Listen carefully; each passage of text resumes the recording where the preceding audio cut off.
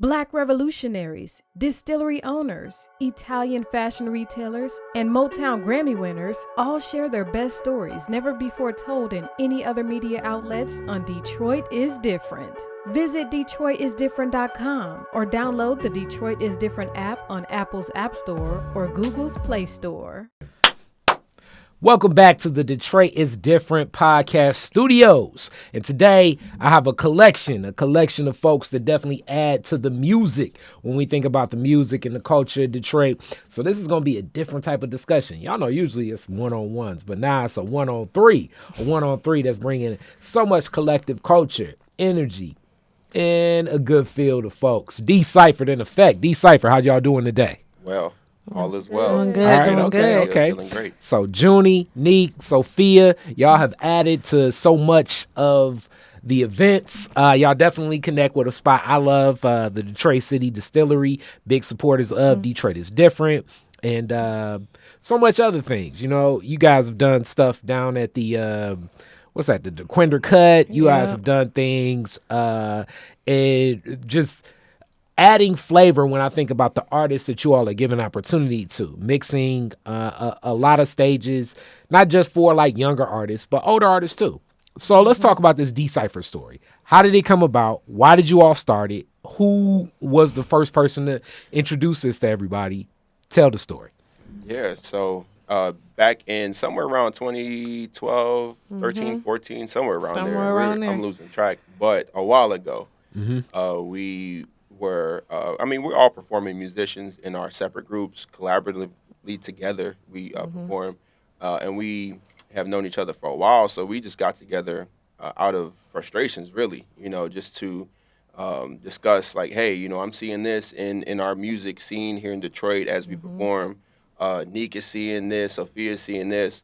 We have some other people that we've been collaborating with in the past, so we just been convening people back in that day, and we didn't have a solution at that time. That was just really just getting stuff off our chest, and just seeing what we hear and are experiencing in common.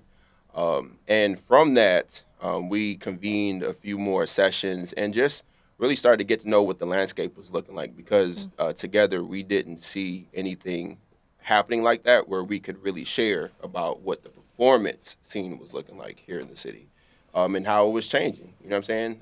If it was even growing, So after convening for, I would say about maybe over a year, 2 years, we got the opportunity to get some funding behind those gatherings that we formed. All right, so who was the first person to even start these conversations? It was kind of Wayne and myself and Allandra. People know her as Insite The Riot.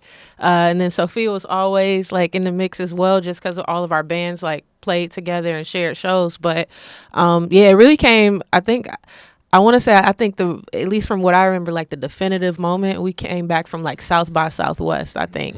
And all what of our year? Was it 2016? I think it was 16. 2016, and all of our bands was down there together. It was really dope. And we was like, yo, Austin has such a dope infrastructure and support system for musicians. Why don't we have this in Detroit when it's so many of us here? And like Detroit is home to Motown. Detroit has contributed everything dope about American music. And so why don't we have this here? And so, we just started really going harder on those gatherings and saying like, what can we do?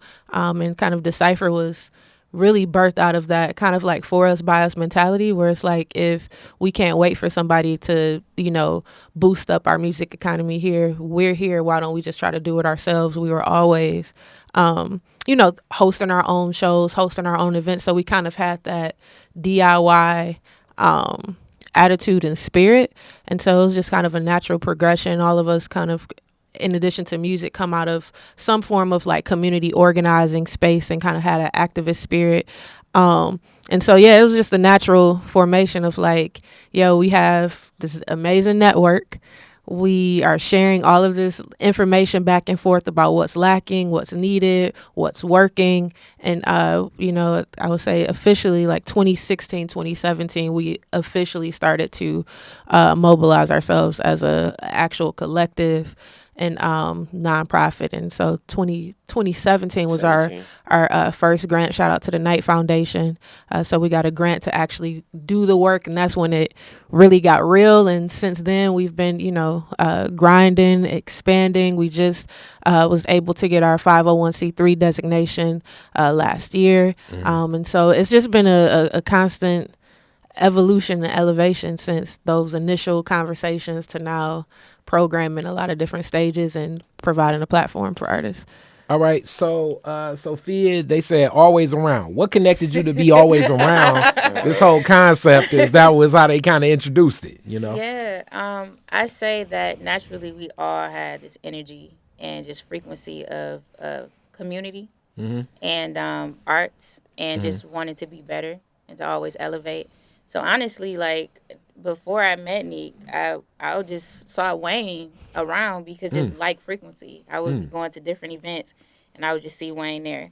And then playing drums or I didn't even introduce the you. first time was being around. Yeah, we were doing we were at a DYI event that a friend of mine was throwing called Brunch with Friends, and we had a mutual friend named Toya who does media.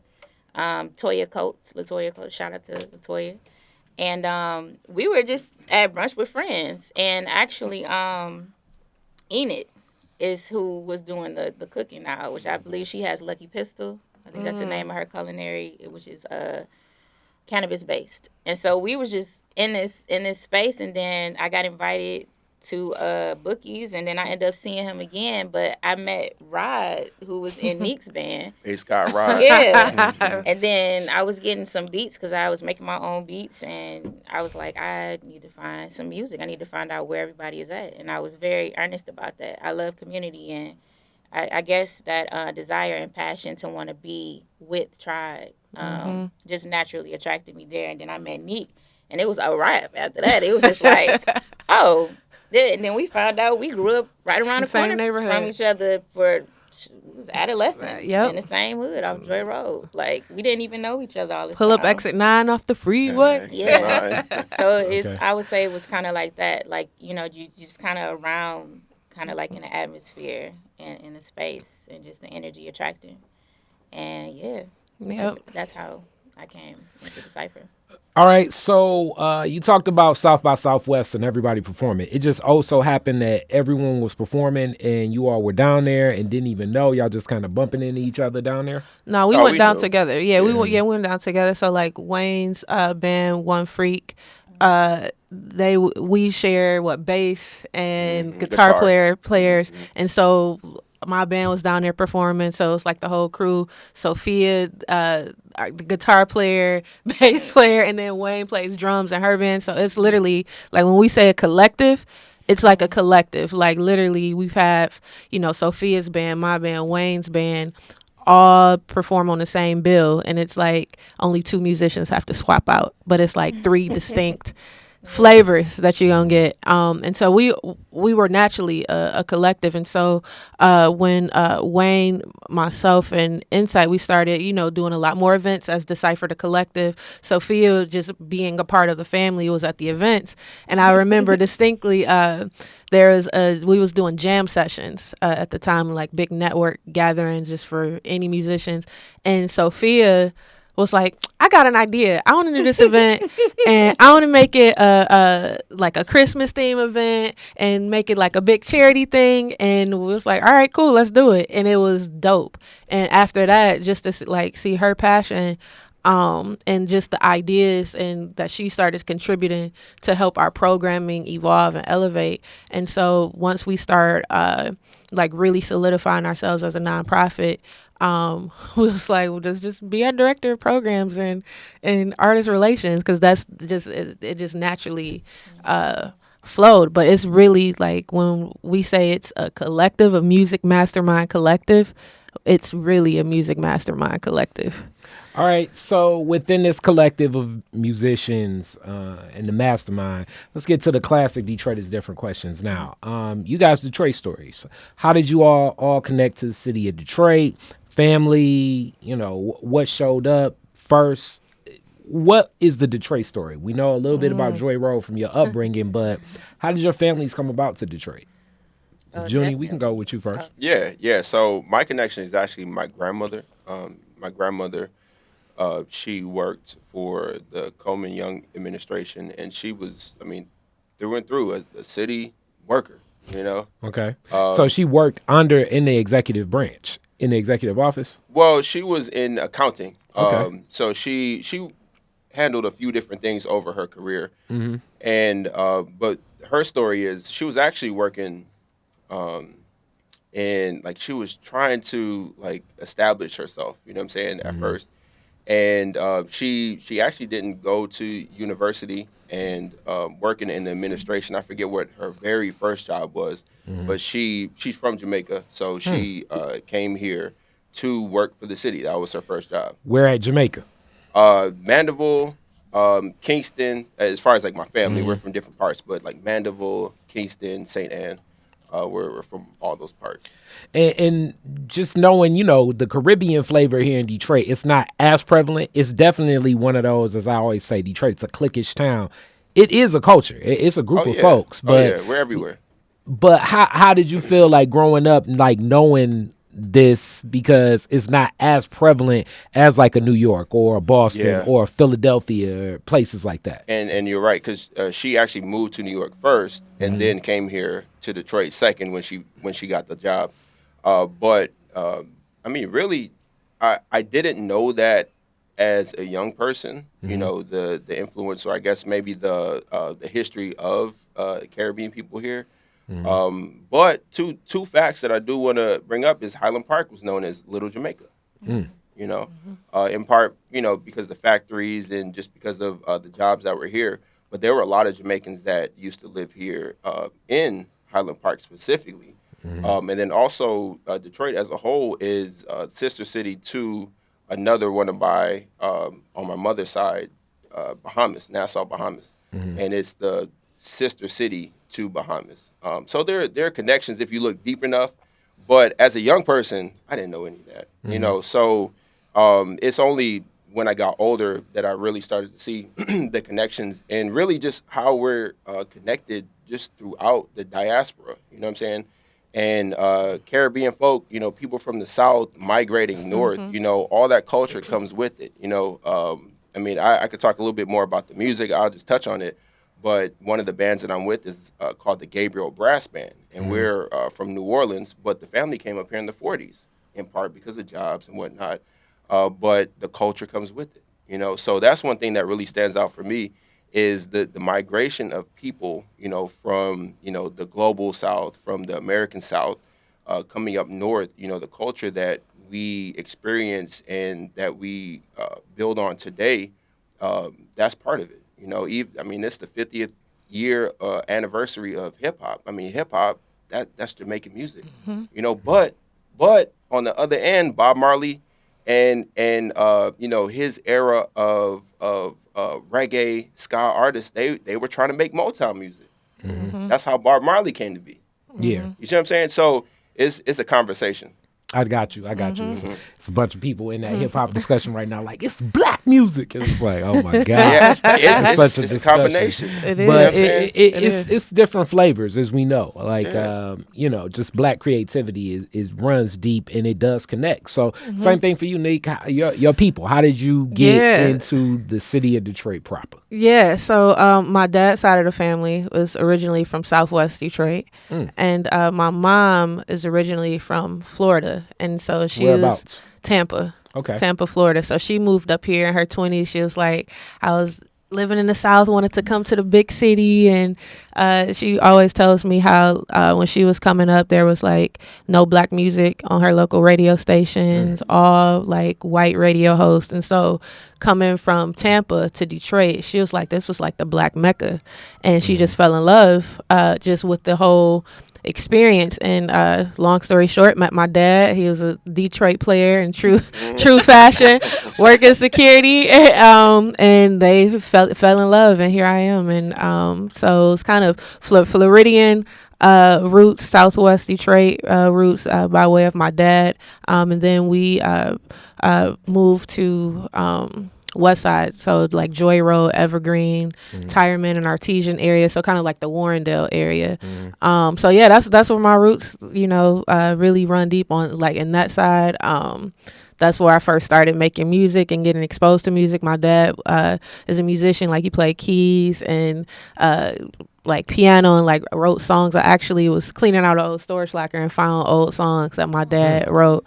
And I remember early in my household, of course, like any true 80s baby, like when music videos was still coming on prime time, ABC at 7 o'clock, world premiere, Michael Jackson video. And that was like an event in my house. And so, no matter what was happening, if it was any foolishness, turmoil or whatever, like when a music video came on, whenever an award show came on, whenever it was something music focused, all of that stopped. And that was like an event in my house. And so that kind of gave me of just a passion and a love for music. And so that's where I started writing my first rhymes, writing poetry, and just from there it's like, yo, where's the open mic? All right. And just started networking and building. And like kudos to my both of my parents for really pushing me in that area. And it's like, yo, if you gonna do it, like, be serious about it. Go, let's find some open mics. We'll drive you. We're going to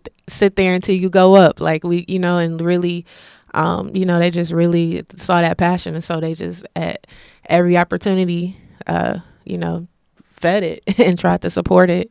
And it's paying off. So yeah, shout out to them. So definitely in that natural question, you said Southwest, whereabouts your father's people from that led into here, and how deep, how many generations deep in Detroit? I would say on my father's side 3 or 4 generations, but so your family has been in this area for a while. Yeah, the reason I asked that is because Southwest Detroit has a different, the culture is different, the feel is different for sure. For so long, and that's what's so unique about, like, right now, so many people watching the BMF series, and when my friends from like out of town ask, hey, this, that, and the other, and I'm like, in reality, Southwest was kind of like one of the last pieces and one of the last places, I guess I would say, that a lot of Detroiters ended up migrating and settling in, because a lot of the property over there, if I don't know if people know, like, it's always been how clean is this land? How close to the factories? Is this contaminated? It's been questions about air quality, water safety, and things like that for years. And then also it was just like more like agricultural, like it was a mix of agriculture and industry there for a long time. So your family did they settle in Southwest at an early time? So they were like maybe one of the first black families in the mix very early. I'm not sure off the top of my head what year, but Etzel in like 75. So when you talk about like those factories, there's literally right there. Like I remember as a kid, like driving to my grandmother's house in the back seat and seeing like the big Marathon oil refinery and like smelling like, like that distinct smell of that gas in the air.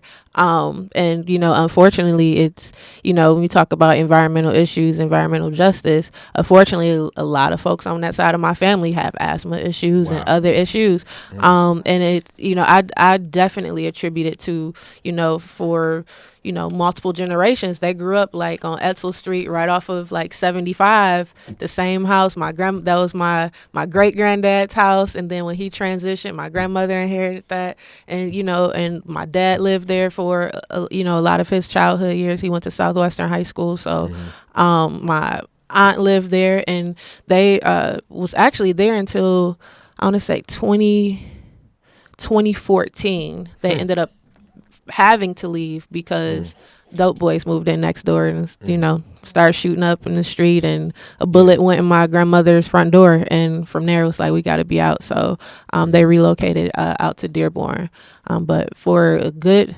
yeah, a good chunk of my childhood was Edsel Street in 75.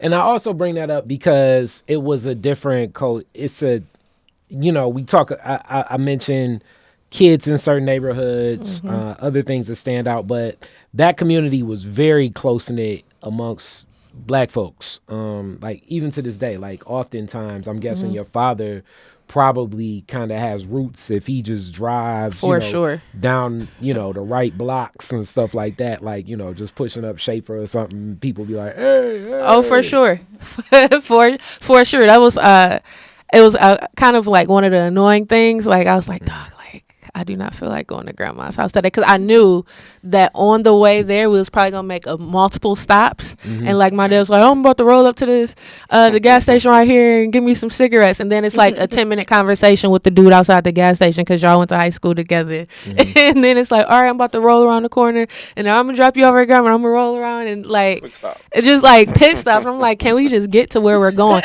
So like that is a for real thing. My grandmother, I always joke with her. I was like, grandma, like you so nosy, man. Like why?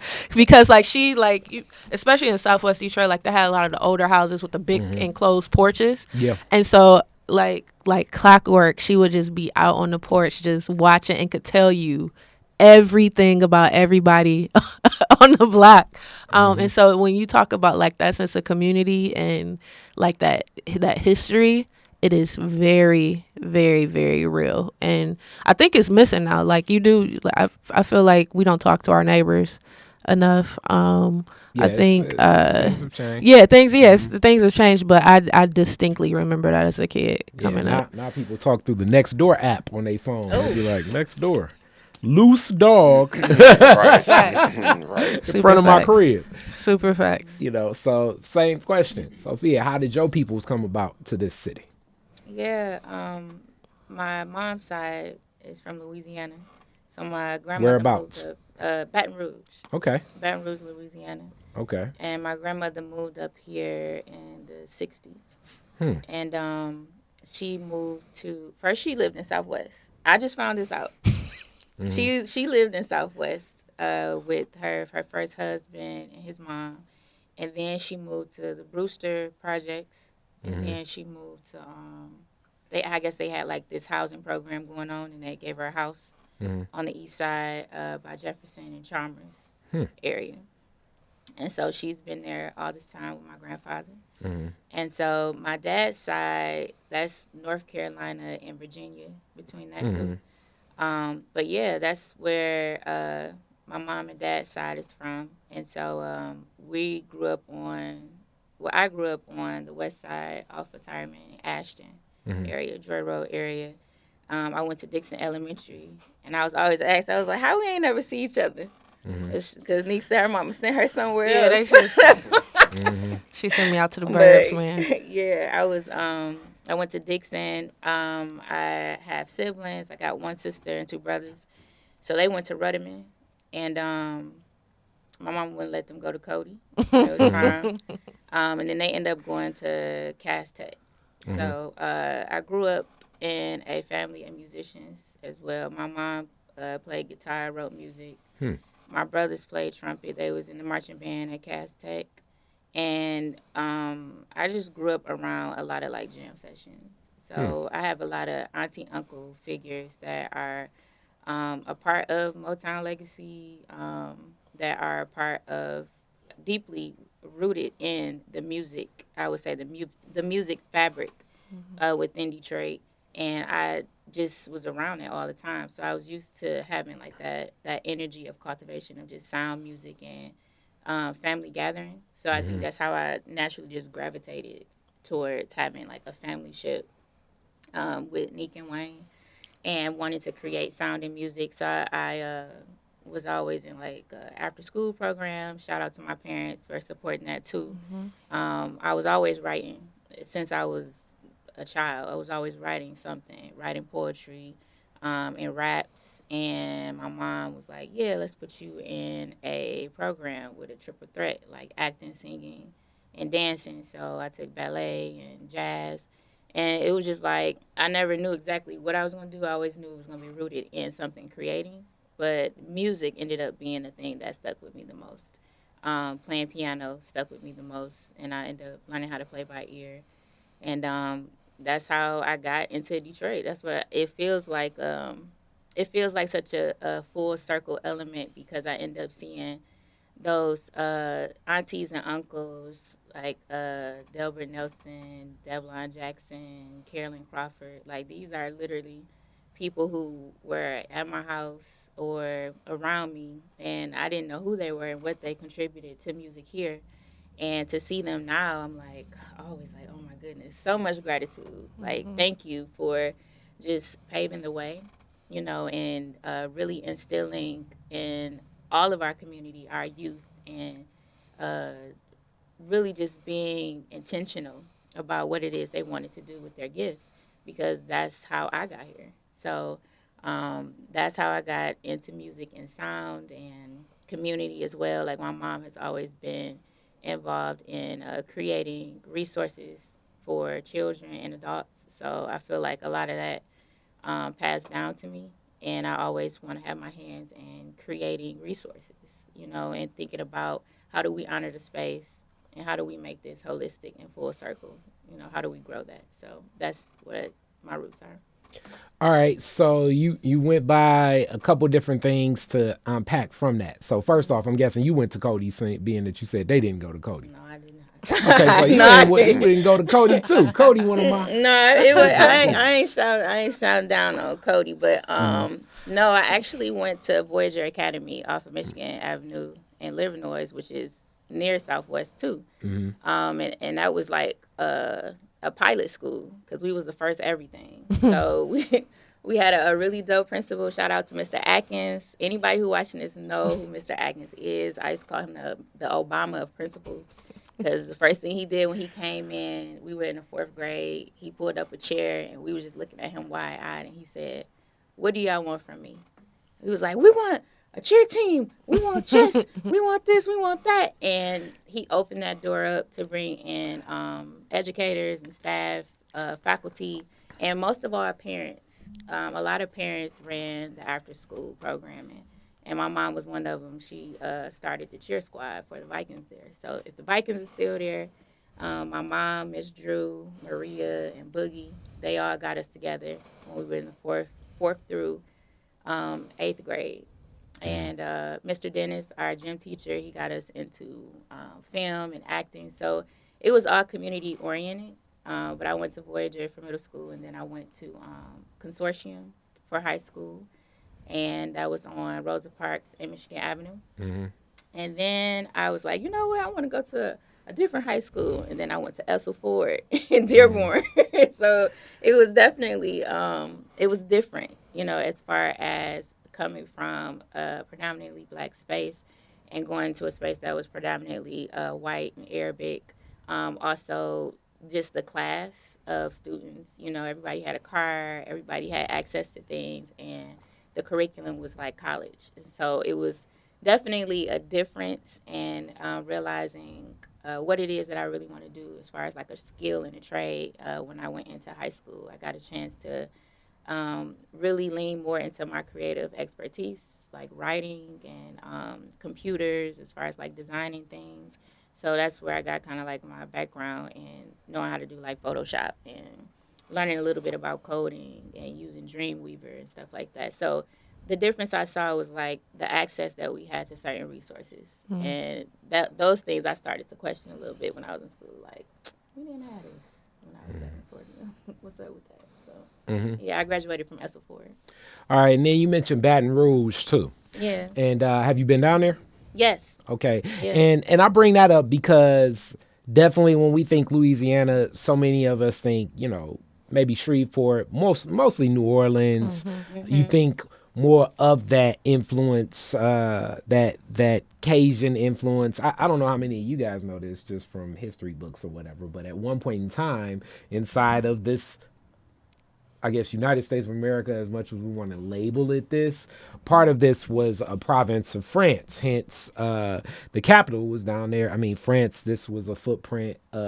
Detroit was a French colony too, but New Orleans, definitely all of Louisiana. so it impacts some of the culture there. But Baton Rouge, I think, still kind of really has that Texas feel. It has like a different essence down there.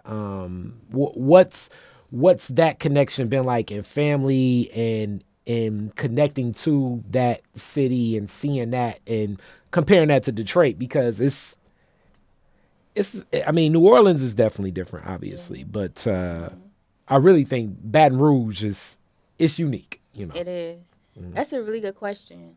When Katrina happened, or a little bit before, Katrina was 2006, or was it 2009? About 2000, it was about 2006. It was around, I think it was 2006. Yeah. I graduated in 2006, and I had already been longing to get down to Baton Rouge, thanks to Eve's Bayou, because I was like obsessed with that movie. And I just always felt connected to it. Like, oh, I got to find out, you know, why I love this movie so much. And so I remember just begging my mom. I was like, can we go down to Baton Rouge? Because I found out that she had 7 sisters and 1 brother. And I was like, no, we got to go.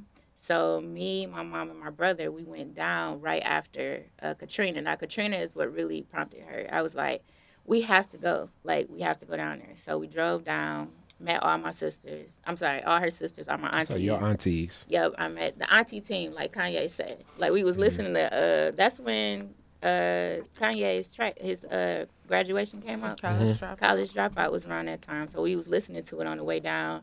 And we was like, we got an auntie team. So we was all geeked to get down there. And I remember the energy was just so different. Like, as soon as we got into the space, it was more rural. A lot of the homes are hand-built. They're one-level homes. And actually, my granddad, my mom's dad, was an artisan, a carpenter.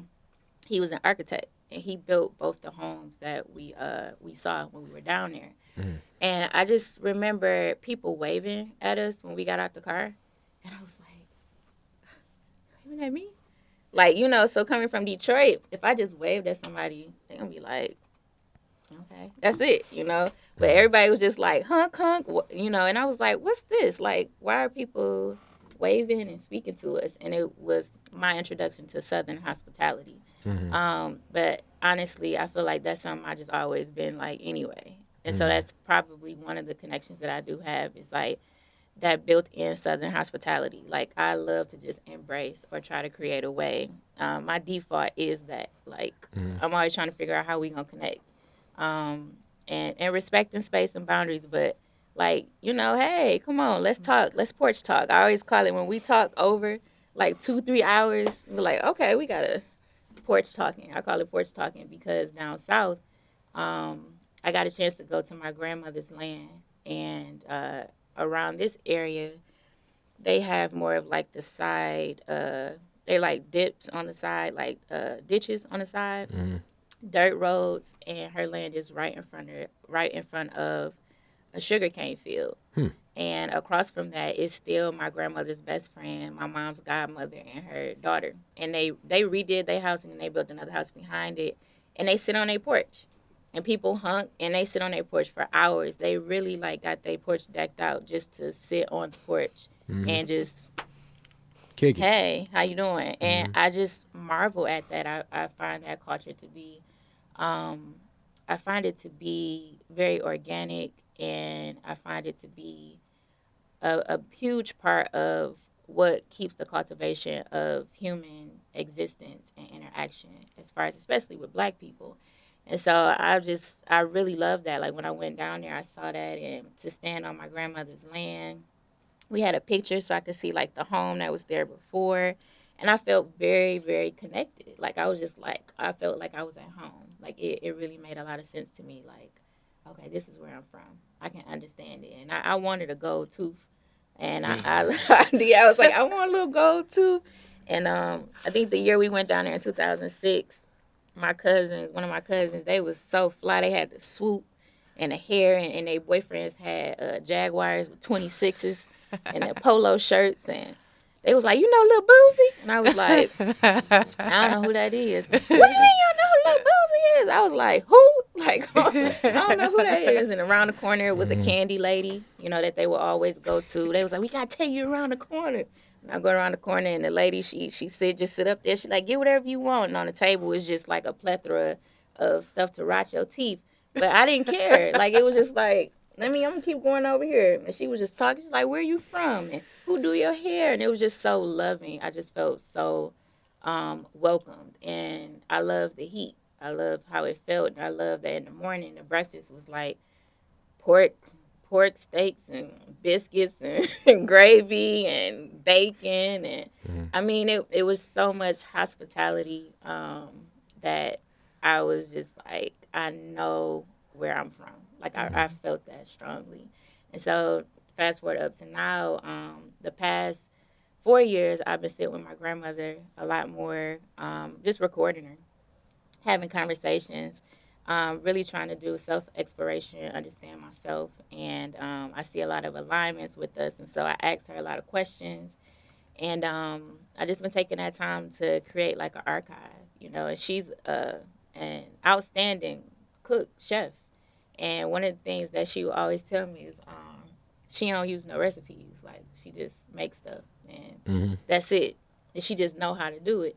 And I was like, oh, that's where I get that from. Because I don't know how to, like, I mean, I'll follow them, but if I feel it, I just do it. And then I taste it. And then I, like, give somebody, do it taste good? All right, cool. You know, so I see, like, that connection. And then my daddy told me I could cook, so can't nobody tell me nothing. Okay. Once he told me that, I could. But, yeah, I see that connection. I mean, the things that she makes, understanding the concept of roux is so powerful to me. Like, it's a French term, but roux is that, you know, it's parts flour, parts water. It's like you making this gravy down, and it's like the base of like a soup or like a making. And I feel like that's what Black people are in totality. We're like the roux of so much. And if you didn't have roux, you pretty much don't have anything. Like, you need that binding element to create something to be whole. And so learning all these different recipes and seeing all just the Southern ways that she would just carry stuff together. And she still has that inflection and that accent. Her and rest of my great aunt Soul, they both still grab my pocketbook. I used to love all of that. I loved everything about it. I actually loved when they would have conversations. I would record them when they would talk to each other. My great aunt and my grandma, I would listen to them talk back and forth, and the Southern inflection was so calming to me and my nervous system. I would just be like, why this feels so good? I feel like I'm down south on a rocking chair on the porch and just watching the sunset. Like, it was just so beautiful. So just sonically and just being in person and the food and everything like that, I've learned that there's a lot of identity that lies in a lot of that culture that comes from Baton Rouge, and a lot of that identity that has come through our family's lineage. It shines through my mom, my aunt, all of us. And I'm actually doing an exhibit honoring my grandmother that's opening at Gallery Camille March 3rd called Red Clay. So it'll be about that. And the red clay comes from Louisiana. So I'll be talking about that and doing a sound installation. So just to kind of bring that into a full circle element of asking about Baton Rouge, that's how much it has impacted me, and that's how much I want to explore it and profess my love for my family and my lineage. Okay, installation. So you also, outside of music works, you do artistic works too. Yeah. I consider them all to be the same. I kind of look at it like being a vessel. And when you get that download, whatever medium it is, that's how I execute it. So is it, so your installation, I'm guessing, is it more like a abstract pieces? Is it visual art itself? What would it be? It'll be mixed media. Okay. So there'll be a film. There'll be archives of interviews, and there'll also be artifacts. So when will it be? How do people connect to it? Yeah. What's happening with it? So it'll be March 3rd through the 25th. So basically, for Women's History Month, you're honoring your grandmother. Right, and her birthday is March 7th, and my great aunt's birthday is March 9th. So it's like all kind of tying in together. Where at? At Gallery Camille in Midtown, curated by Dahlia Reyes and Diana. And there'll be a total of 13. Address, Gallery Camille. I don't know the address right know off the back. I'm sorry. Whereabouts? Google it. Whereabouts? But it's Okay, it's so in just Google Midtown. it. It's in Midtown. It's Off next of to Avalon, Cass. right? It's right next to that. Yeah, it's by Avalon. Yes. Okay. So it's in Midtown off of Cass. It's across the street from Detroit Clothing Circle. Okay. If or Royale, what's the name of that? Royale with Burger cheese. spot. Yeah, Royale with cheese. Royale It's with right across cheese. the street from there. It's a total of 13 artists, some amazing, brilliant artists. I don't want to give away too much because they're doing press release. So I'm gonna try to hold out on the name of it. But the name of my installation is Red Clay, which talks about that iron-colored dirt that you see that washes over from Mississippi into Louisiana. My grandmother told me stories about it. And so just pretty much translating those intersections between the lineage, the African lineage, and ancestral connection, and then my grandmother's personal experience, but also like the characteristics of clay itself, being representative of my grandmother in so many different ways. You got to come to the installation. I'll have 3 dates where I'll be doing the installations, which will be in the press release too. But it opens March 3rd through the 25th. Okay. All right. So now more to some questions on music and how this all kind of came about. Nique, question for you. Now, leading a band or being in bands and building the collective. It's tough enough being in a band. Some people know, I did the band thing for a while, and just getting people to rehearse is tough. And artists love artists, you know what I'm saying? But artists are definitely passionate, emotional, and can, and different things can, almost like heighten like a roller coaster of where their emotions are. So to connect artists in a band is tough. To connect artists in a collective, I assume, is like adding every element of the band: the ego, the passion, the emotion, the commitment, the I ain't making enough money, these people don't like artists, and we need to move to New York or be in LA.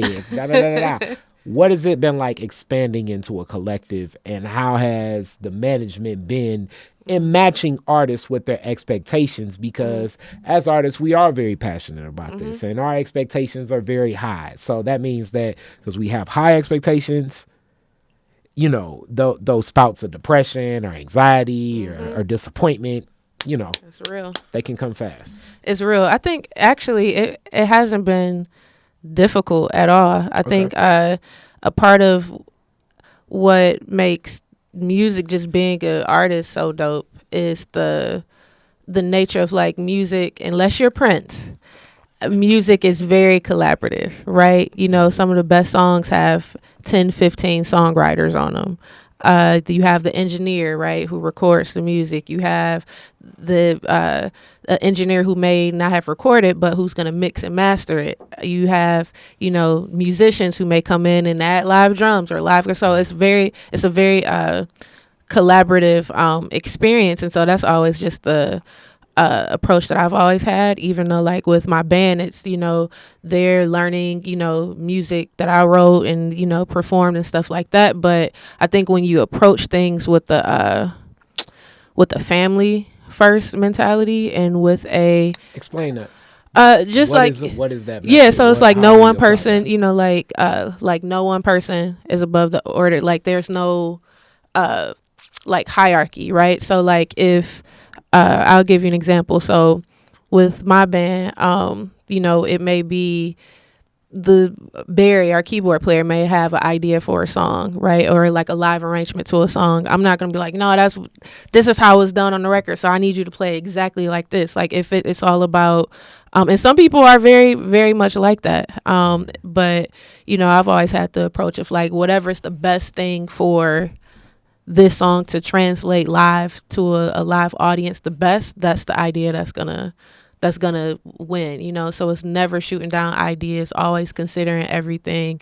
And that's kind of the approach that we take with D Cipher, which is so dope. Like even though I may be the executive director, I'm not making like, yo, we about to do this and this is how it's gonna be. It's all like we all literally have like equal power in like decision making, and so like nothing moves unless all of us are like, okay, we all cool with this. And so it's really, taking that, like we're called D Cipher, it's really taking that like cipher energy, like that hip hop energy of like, you know, if we all in a cipher, everybody's going to contribute, whether you rap, whether you do poetry, whether you sing, whether you clap your hands or whatever.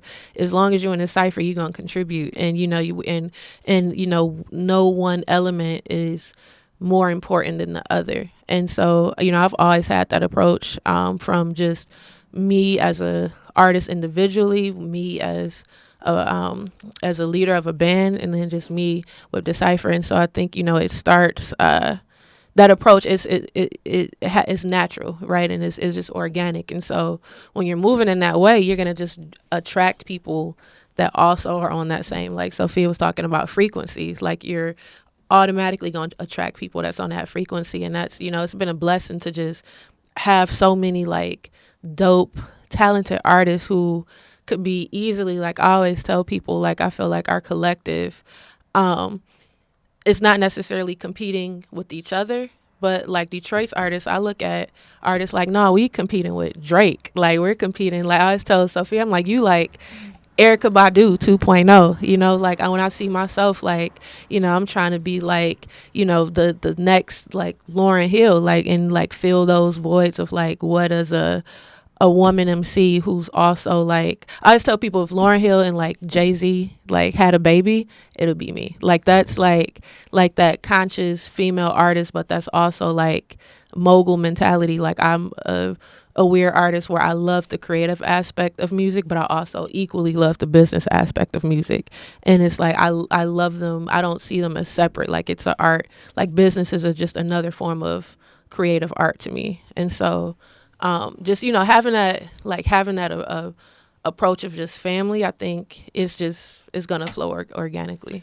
So, Juuni, the question for you now is, since everything is easy and people work like a family, what has it been like pursuing and creating opportunities for the artists that are part of D Cipher? Because that's the other side that possibly could, but that may be easy too. How has that been? Yeah, I mean, really, when you think about how we started, once we started getting some momentum, really, it was because we were rehearsing and just having jam sessions in public spaces. Facts. That's really how we got started. And since then, you know, like I said, or, you know, we were talking about us actually getting funding behind it. And but it started from an organic sense of, hey, look, you know, there's a space and it's summertime and we could be outside, so let's do it, you know. In other situations, just even at my house on the east side, I have hosted and still host rehearsals at my house. And, you know, when it's warm, we'll be outside. The grill will be going. We'll be cooking food. You know what I'm saying? All of us, we love to cook and eat. Yep. So we'll be out there grilling and rehearsing. You know what I'm saying? And one thing that I found is that, you know, just being in the driveway rehearsing, the neighborhood loves it. You know, the neighborhood loves it, and I found so many musicians and people that are just passionate about music. You know, whether they do it professionally or not, it really just cultivates a higher sense of community. You know, on that music level, being used as a tool, and it's been, you know, enriching for our own lives to be able to express this in the places that we live. But we've also been, you know, organically enriching other people's lives too. So as far as, you know, formalizing this into what we call D Cipher, it's really, you know, just us being ourselves and just being about our craft first. You know, that's how we started. And now, you know, for the last, this is our 6th year now in a formal D Cipher sense. And, you know, we just carried that out, you know. And when it comes to inviting other musicians to perform on the stages that we host at, it's really just inviting our friends. That's really what it is. You know what I'm saying? Because like we were talking about, we perform together sometimes, but we also perform separately. So in the other groups that we perform with, really it's just like, hey, we have a stage, we have a platform, we've generated some funding for it. Do you have time to perform on this stage?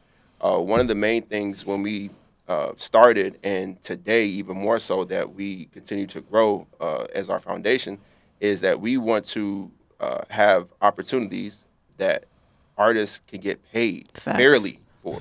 You know what I'm saying? Not just, hey, on the love, come perform on the stage just because we got something. No, it's like, no, we actually have money that we would want to be paid. for our performance. And we want to invite our friends and other people in this community of musicians to perform at home. Now, we know as musicians, because we've also toured in different places, like we were talking about Texas at South by Southwest. Montreal, Toronto, you know what I'm saying? We've gone overseas in all sorts of different formations. But what we realize is that here at home, there's not a lot of opportunities to do what we do at home. And that's kind of the facts. And that's really more so the other side of the question. And that's where, like, when people always say, when you gonna do something again? When you gonna do something again? It's the question is such a long answer, but at the root of it, you know, I find more lucrative the other things that I'm working on now. And it just takes, like, I feel like I got to build Rome because of the rehearsals. Like, so for people watching, to deliver a good show for me and Kari Way Frazier performing in general population, to get on the stage again, as much as people are saying, technically, because we haven't performed since we did the DIA performance, and that may have been back in like 2015. So we probably need about 4 good rehearsals where I at minimum probably will get, you know, my 2 vocalists, poet, bass, drums, guitar, keys, percussion.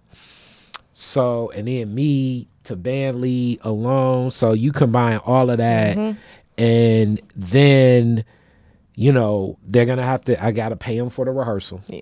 They gotta relearn the material and the set list of however we're gonna do it. Obviously, just like the presence of mind, I'm not. You know, I ain't Mariah Carey, but I'm gonna probably wear something kind of cool. So I'm gonna buy whatever I'm gonna wear. You know, same thing with the band, especially the women in my group. They're gonna probably want to get their nails done, hair done, all of that stuff. So technically, you know, it'd be great for performance at base level to get $2,500. Now, to do a full set for $2,500, and then I've been on the other side of this too. I've been a promoter. So as a promoter, it's like, okay, $2,500, the average person in Detroit probably want to pay like $25 a ticket. So that means off bail, and $25 a ticket, as we know, and a lot of y'all going to the Willis are getting some good entertainment at the cost of that bar. You know what I'm saying? Facts. Probably paying way less than that. Say that. So $25, if I'm just a straight promoter, that means that if 100 people walked in, I only paid the band. I didn't pay myself nothing. That's not if I did Facebook ads, the people that, you know, the band saying like, hey, my girlfriend got to get in for free, or my boyfriend got to get in for free, or my manager, you know, regular manager. So like I've been in both sides of this. So it's like finding that balance where you want to give something that's pay fair, but you also want to honor the fact that it is a business. Sometimes these things get crossed. Recently, like people keep putting up the post of Rihanna got paid $0, as most people don't get paid anything for performing at the Super Bowl. Yeah, Thank you. It's been consistent. Thank you. Every year. That's Now, with that, performing for exposure is just something that any artist that's been doing this for more than 5 years, you should not be wanting to do that. Yep. You know what I'm saying? Now, if you choose to offer your performance, that's different, but that's at my own volition. It's the ROI. Yeah. It's what you gonna get. Like, I think they said Rihanna's streaming went up, like, or her search for her Fenty brand went up like 833%. Like her streams.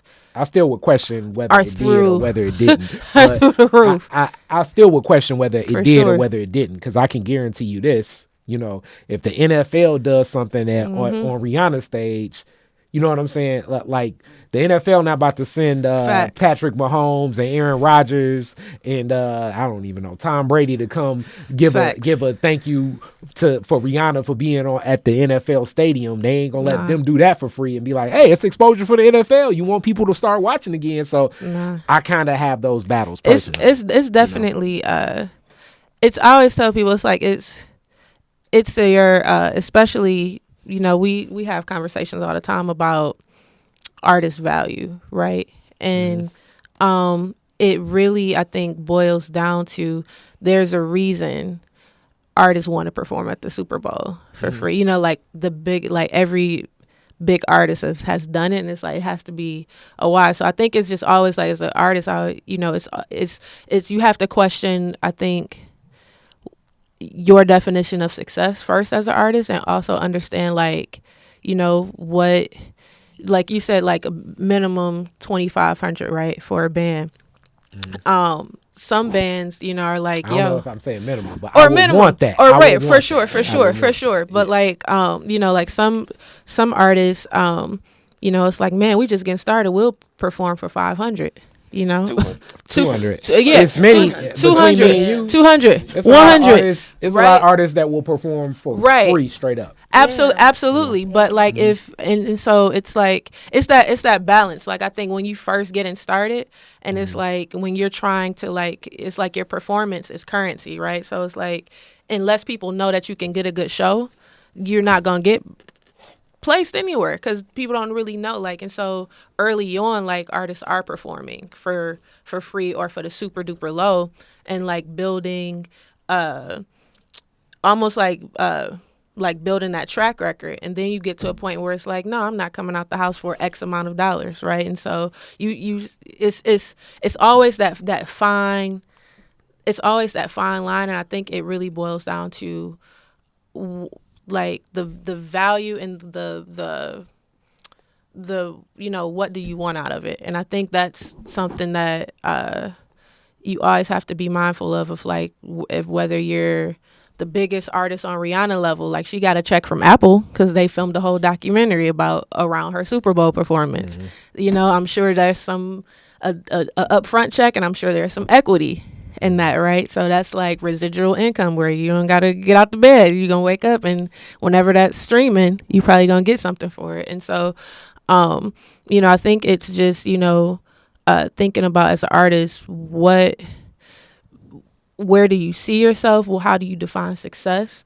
You know, like, and that's where, and at the root, I asked this question because, you know, in that you all are providing some opportunity for artists where it's so many artists that, to me, and this is me being back in my business hat, because I'm like, I'm a lot. I feel your energy, Nique. You're almost regurgitating a lot of things that I would have said at one point in time, but it's sad. But I think a lot of artists put themselves in a position to be prostituted themselves 100%. because many times artists say, I don't like none of the business stuff. I just want to do the art 100%, stuff. which is puts crazy. You in the position where the person that does the business stuff is obviously only going to do business matters, even if it's not against you. And I'm not trying to say to look after, but if I'm a business person, I'm going to put the artists in the positions that are most advantageous for me as the business person, as opposed to even taking into consideration, okay, where your art is. So when I think of now how I look at offerings, it's offerings. And then it absolutely, you know, even when I do my a lot of studio, and I'm going to be talking to you guys, and you all have this too, because this is the other thing that I think a lot of artists, you know, these festivals have free shows sometimes. So you may get a good check for a free festival, but that'll say to me, a promoter that wants to do a paid gig, to say, okay,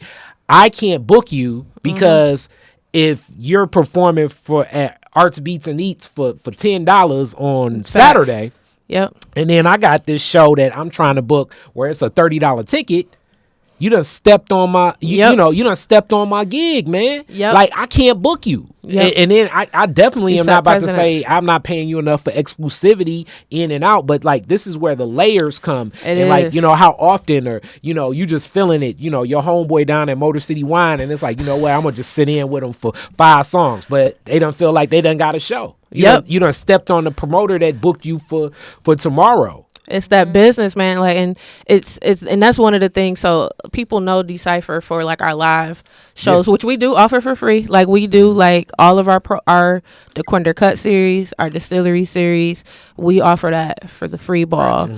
And we still pay artists well, and you know, big shout out to like our like sponsors and like grants and things like that. So we really like hustle to be able to kind of be in that position, to be in that position, and to kind of remove that barrier of entry from people attending. But you know, it almost like hurts my heart when I hear artists say like, I don't care about the business, and it's like, dude, like, you are in the music business, and it's like, and so one of the things that we do at D Cipher outside of the live shows that people really like most know us for is we do a lot of professional development. So we offer what we call our off the record series, which is like a master class where we bring in more like seasoned musicians and veterans, and they come in like share their story and kind of their journey through the industry. Like we did one with the jazz legend Wendell Harrison. We just had Pocket Queen last month, who's drummed for Beyonce, Gaylen McKinney, who was Aretha Franklin's drummer and a dope artist and her own big homie. And Gaylen.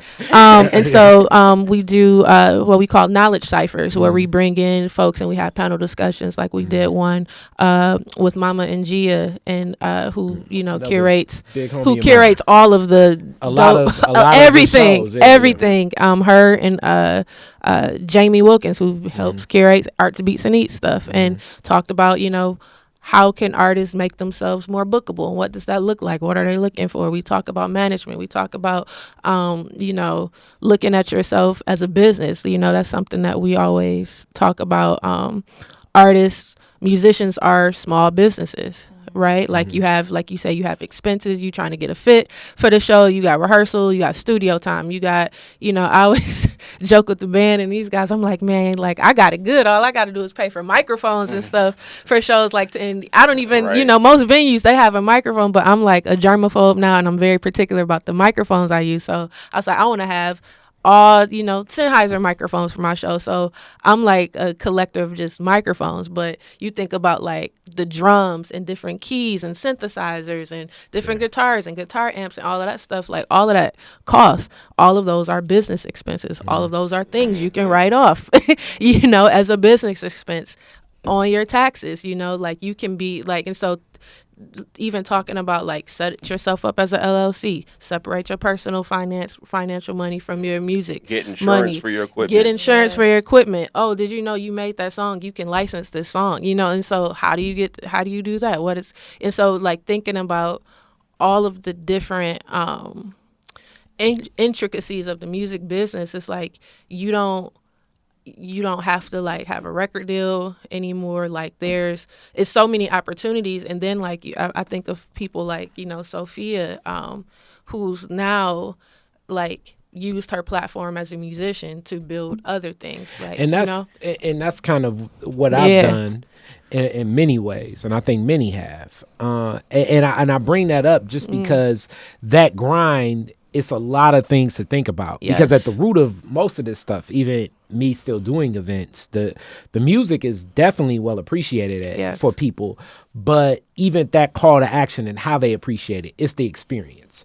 And what experience are you even offering if you're taking your fans on that journey too? So these are things to think about like in the long run. And it's very tough because if you probably may have a band of 4 people at minimum, so you're thinking like, okay, at worst, I may just be able to gun it, get 150 a man, as they say, and hopefully as a leader, I may be able to get 200, and work something out, give a short set and go.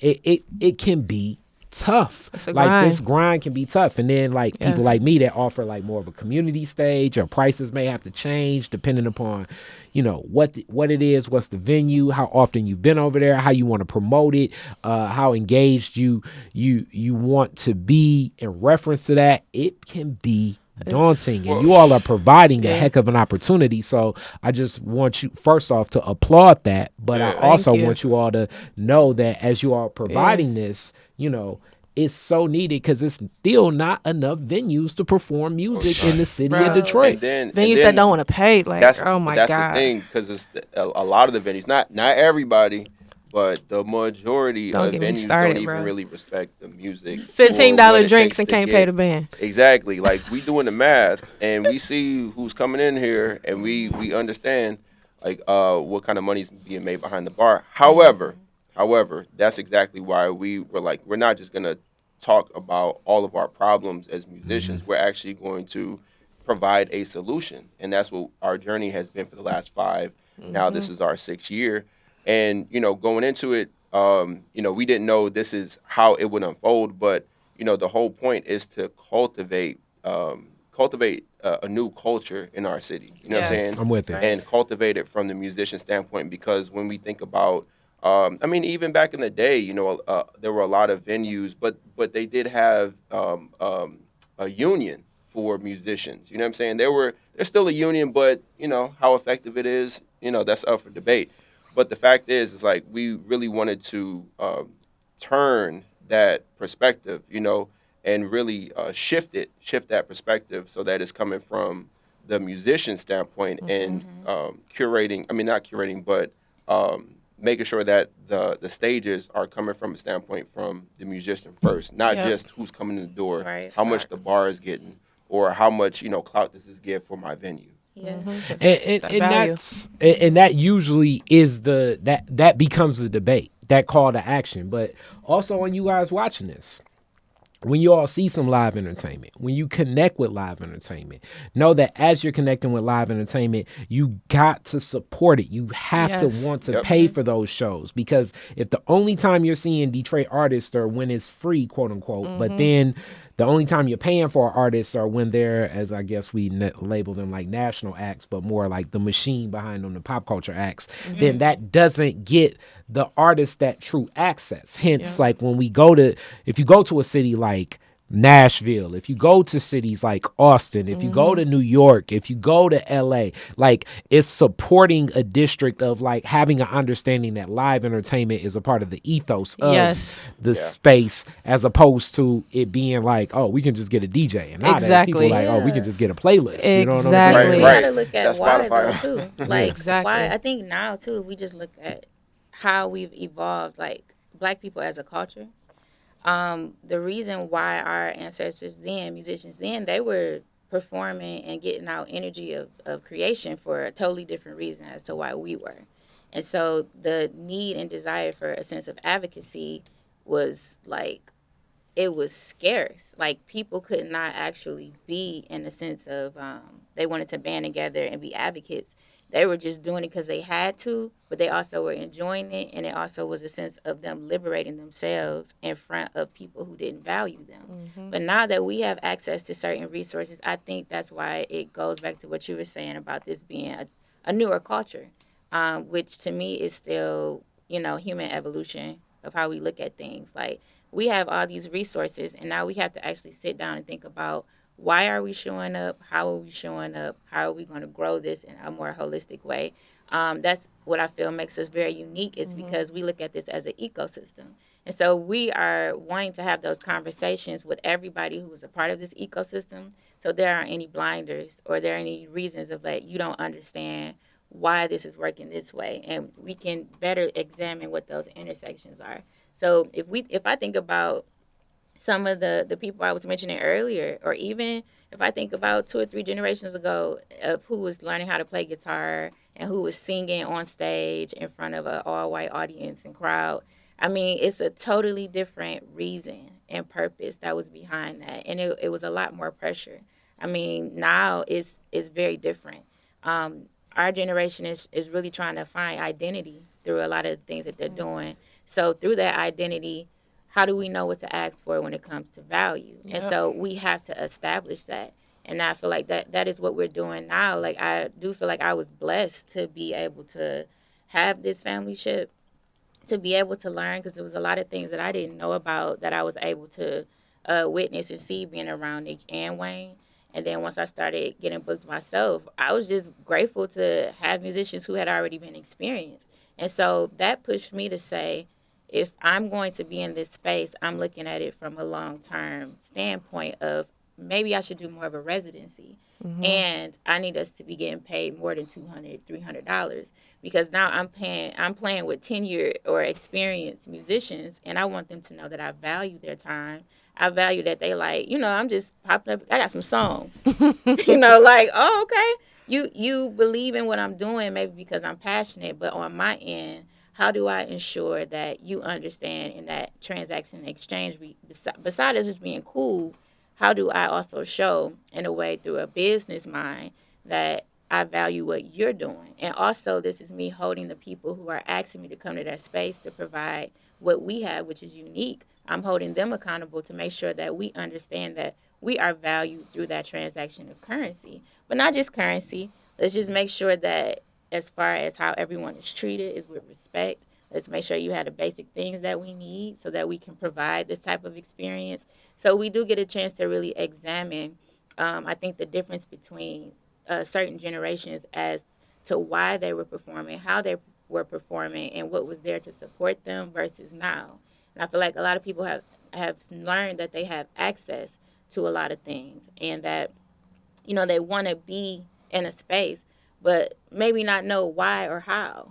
And I think, and as you say that, it's so unique because I still run into a lot of people that like a lot of MCs sometimes. They be like, man, you need to put me out. You need to put me out. And the first question I always say is, all right, cool. How long you been rapping? And whatever they say, 3-4 years or whatever. And I'll say, all right, who's your favorite rapper?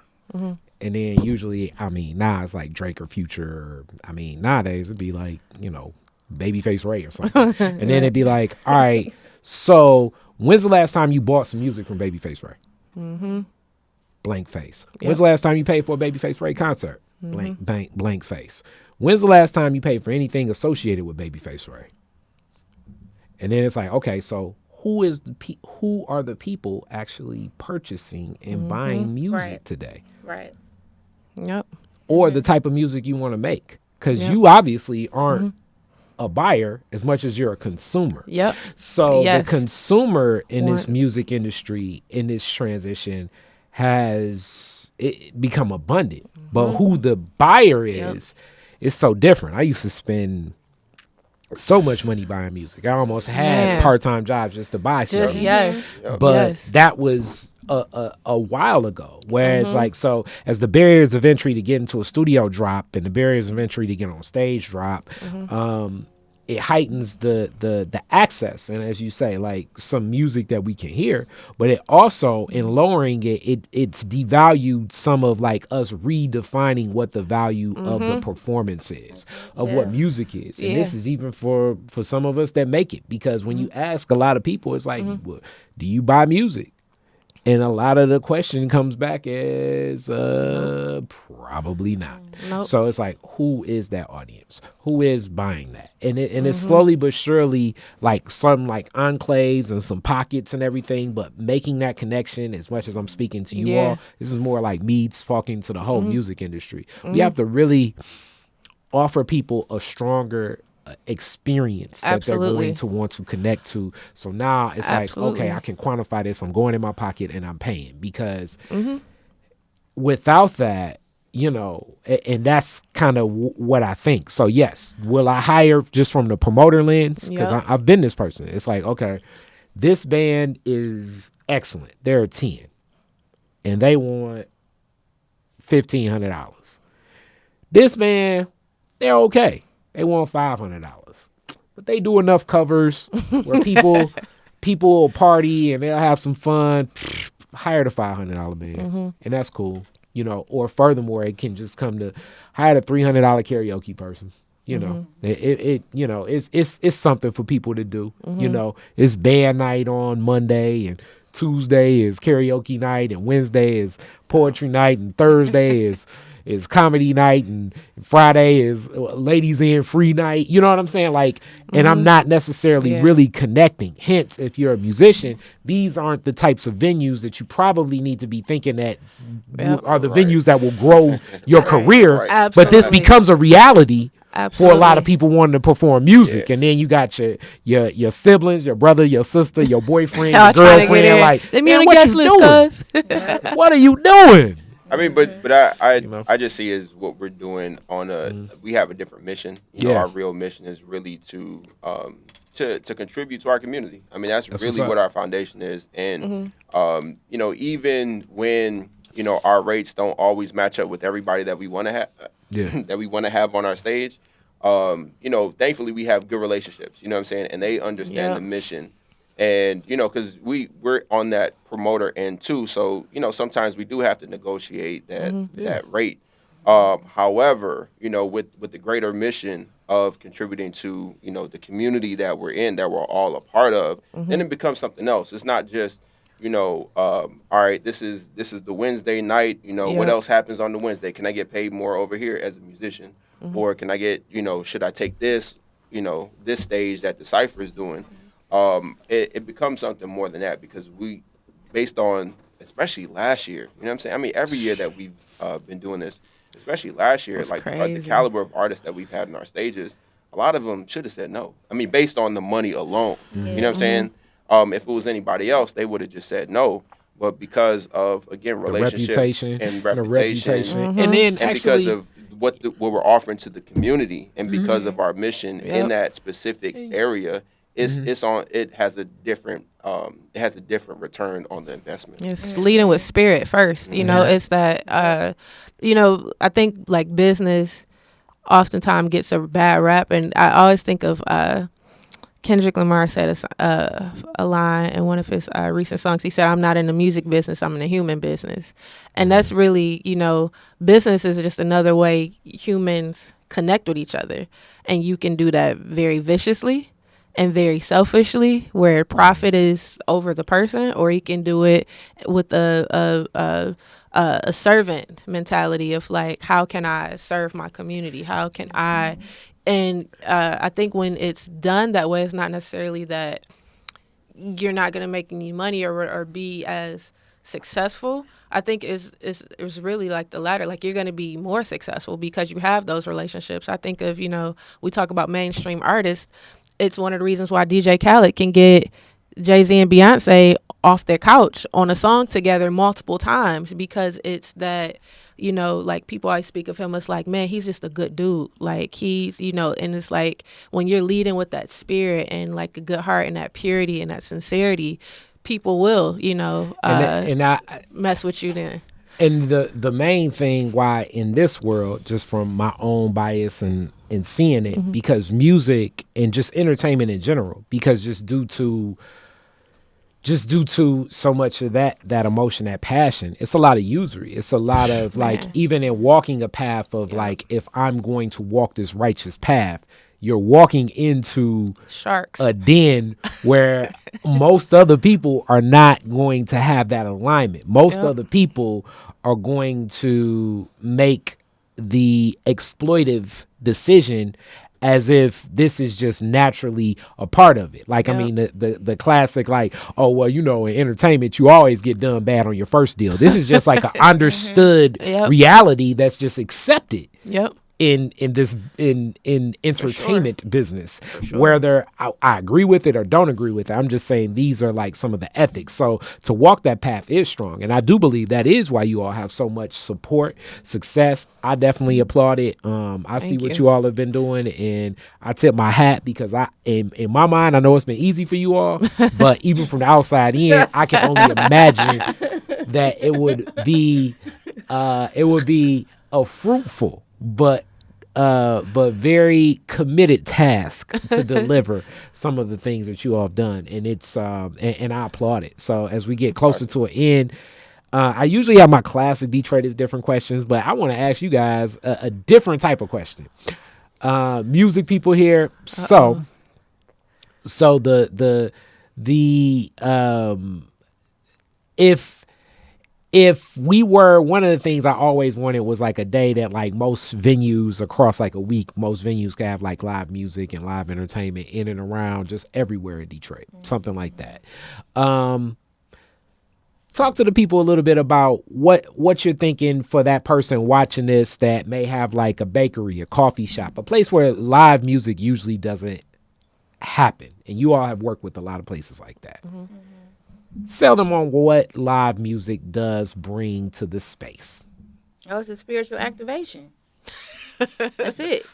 I mean, it comes from a place where it's rooted, they say in the belly, but it comes from a place where it's very authentic, and it's there because it's from people that was there before us. So it's a message, it's getting sent down. But to talk about space and like placemaking, space has a lot to do with why sound music, arts and culture needs to holistically be present. It's definitely reminiscent of like a village. You usually have all these different components in the same place anyway. So you got the bazaars, you got the musicians, You got the witch doctors, you got the protectors, you got all these things that in ceremony, all these things take place, and traditions and ceremonies, they all happen to keep the ecosystem going. So what has happened now up to date is isolated, it's different. It's not seen as a necessity, or it's not seen as a sustainable, or it's not seen as something that business owners think about investing in, because now we're in a capitalistic environment. All of a sudden, it's about commodifying. And so that was taught from colonizers. So we have to retrain our minds and start to really feel deeper into what it is that we're really trying to do. Think about the substance of what we're trying to do, and build from that. So if you have a space and you got an event going on or something like that, and you have somebody set up on the side playing guitar, that's just going to add a warm, organic element to what you're doing that's going to help further sell or help further connect. To me, I don't think about selling, because if you're going to do what you're going to do, it's going to work out anyway. It ain't always about selling, because when you are obedient to whatever is activating within you spiritually, you already going to call to, or you're going to be brought to what it is that's going to help it thrive or be cultivated in the first place. So we have to stop thinking in a mind frame of separation, and especially here in Detroit. I mean, we're considered Motown. Detroit, we're considered. I mean, we're the heart and originality of so much. Excuse me, I'm kind of cold, like trying to stop shattering. But we're the heart and originality of so much. A lot has come out of Detroit as far as helping to cultivate and create. What seems like a momentum and a marathon for other cultures to thrive off of, other countries to thrive off of. So if you think about when you come here and we got to figure out and count on our fingers where we're going to go to listen to music, it actually feels very unnatural. It feels unnatural that, when we go outside, we don't see people just busking for no reason. We can go to other places. We can go to Chicago, see a drum circle and all these things like that. But if you do have businesses and spaces where people are present, adding an element of art is only going to enrich that experience. It's going to create more connection. You can't lose. You can't lose. What are you going to miss out on? You're going to say, okay, I got to think about what equipment I'm going to get, what this is that.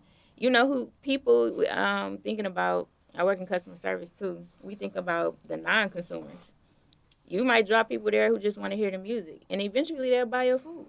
Mm-hmm. So it's a win-win situation when you put community first, I think.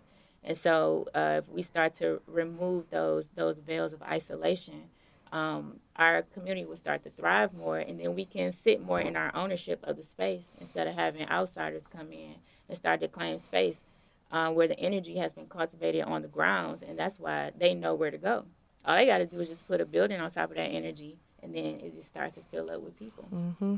Okay. If we start to understand that formula, we understand how important a spiritual activation is, and then we can take ownership of that, and we can thrive off of that the way we should.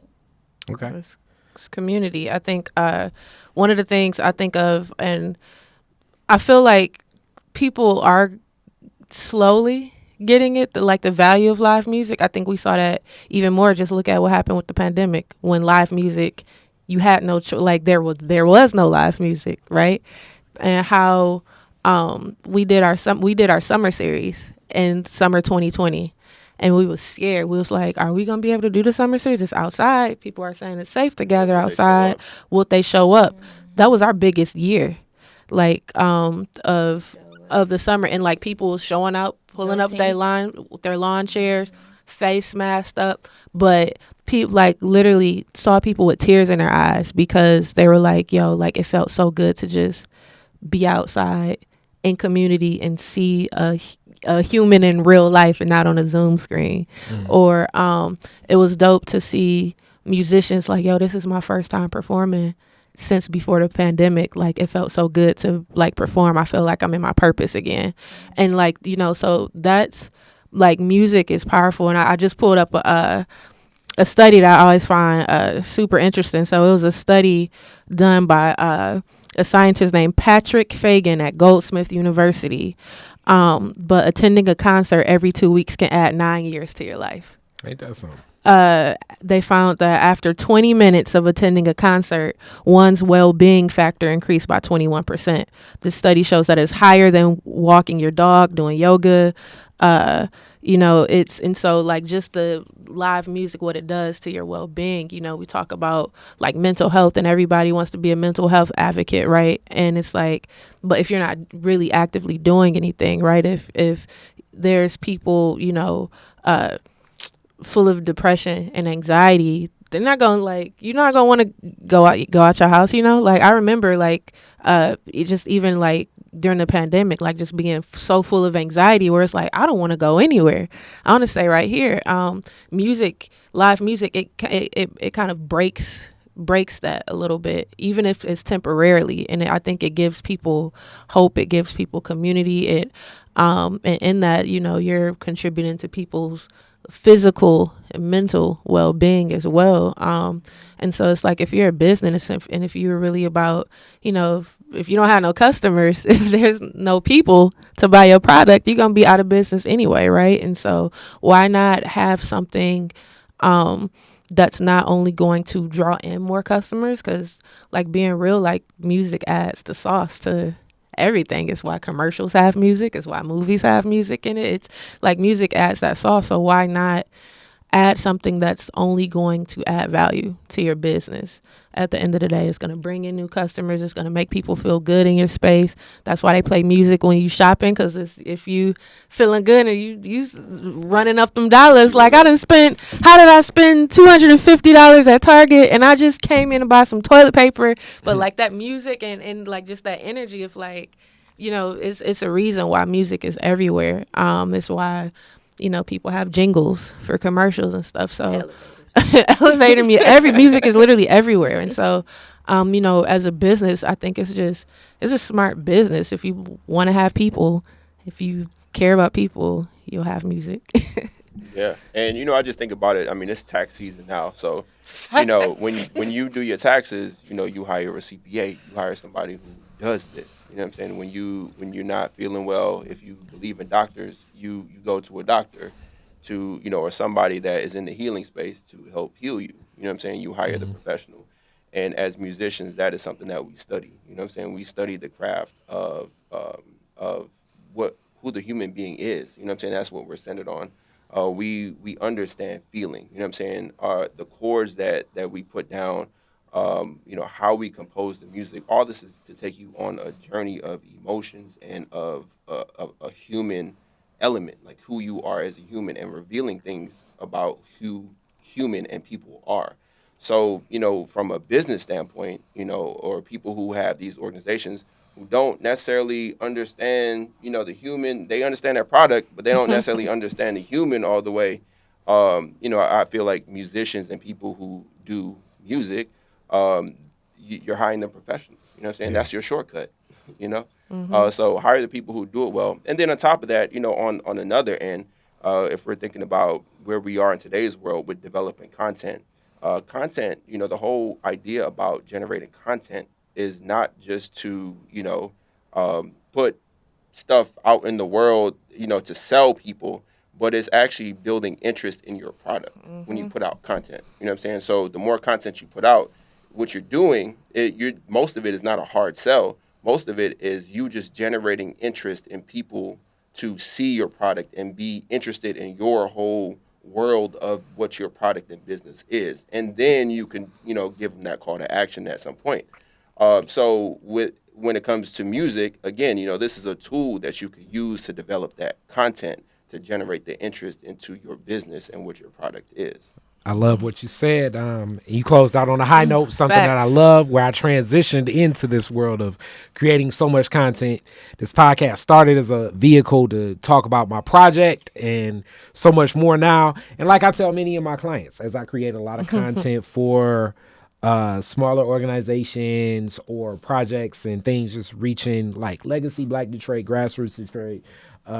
But my degree's from Walsh and stuff, so I'm experiencing this marketing. But okay, over the past 12 years now, people have wondered, what talent does Kim Kardashian have? What talent does Kim Kardashian have? What does she do? What does she do? She's had the most followed social media account, I want to say, for about the past 7 years. And little do we know, now she's incepted so much of a movement into the plastic surgeons of America have paid so much money into her branding. So she's so much into plastic surgery now, where it's become such a common space discussion that something that was probably only had by, in certain select groups 12 years ago has now transitioned to a topic of discussion in women of all ages, to even men of all ages now having this discussion about plastic surgery. So that now it's like, you can finance your plastic surgery and all this stuff.